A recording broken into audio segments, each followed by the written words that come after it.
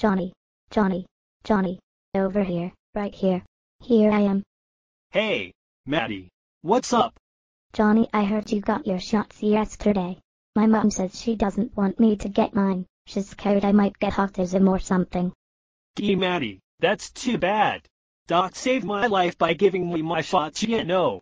He told my mom all about some websites to get good info from. Maybe your mom should talk to my mom. Oh, Johnny, do you think your mom would talk to mine?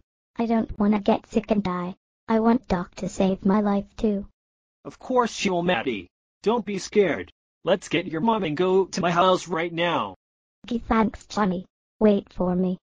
Hi, Mom. I brought Maddie and her mom to talk to you about my shots. Would you tell Maddie's mom what Doc told us? Sure, honey. Hi, Cheryl. Good to see you again. Hi, Janet. Johnny tells me Doc saved his life. A bit dramatic, I thought, so I was wondering if you might tell me what Doc said? I'd be happy to. Why don't you kids go play while we talk, okay? Okay, Mom. Thanks, Mrs. Jones.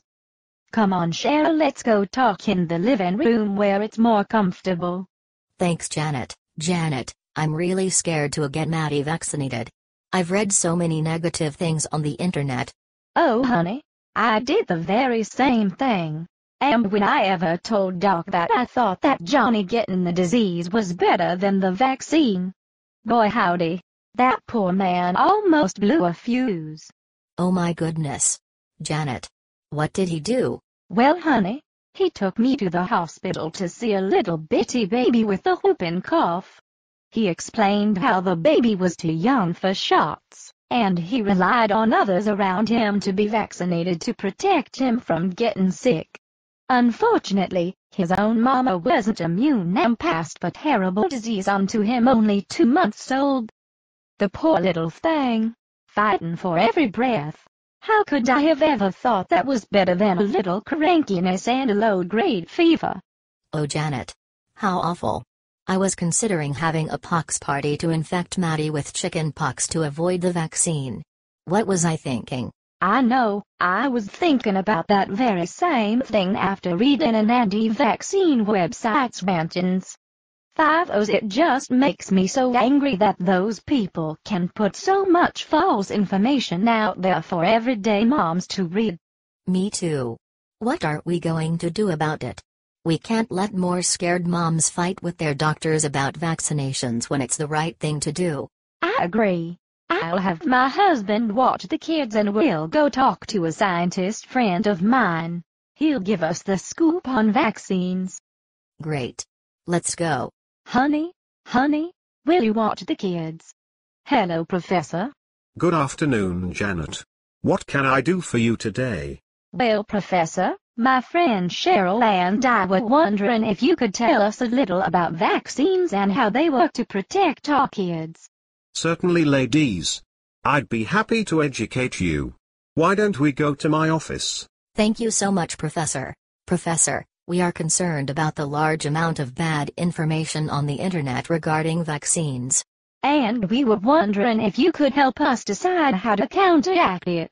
Janet and Cheryl, I share your concerns.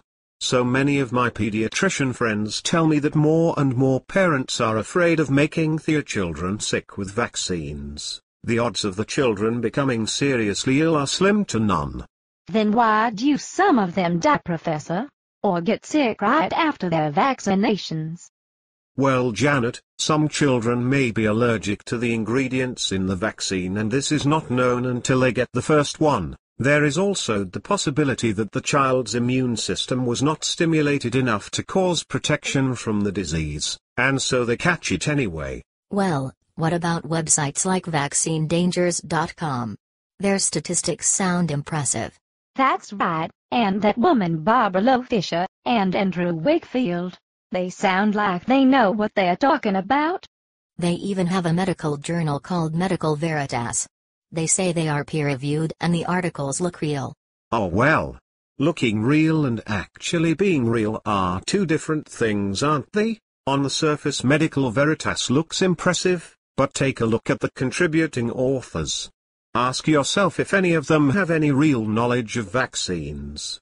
Oh, I'm confused, Professor. What should we do then? I suggest that you do your own research, but with the right sources. Look at the actual charts and graphs. They are available for studying, then take some time to educate those around you. I will leave you with a list of websites that lay out all the data for you to see without picking and choosing what you can and cannot see. It is all there, and they advise you how to read it correctly, no tricks. Will that help? Oh yes, Professor. Thank you so much. Yes, Professor. I'm relieved we can find our own information from now on. Thank you so much. Ha ha ha. You're welcome, ladies. Good luck with your research, and here are those websites to get you started.